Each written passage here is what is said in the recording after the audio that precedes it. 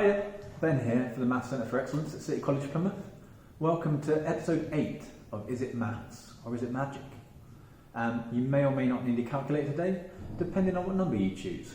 So, think of a number. Any number you want. Done that? Good. Now subtract 1 away from that number. Done that? Good. Now this is where you may or may not need a calculator. Multiply your number by 3. Done that? So you've multiplied by 3. Now add 12 to your number. Have you added 12? Good.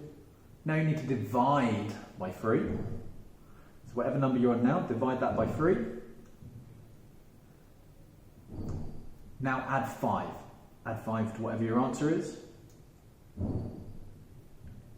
And now take away your original number. You done that? So, and like I said, this is episode 8 of Is It Maths or Magic? So your answer should be 8. Hope you enjoyed it. See you at the next one. Have a good evening. Cheers.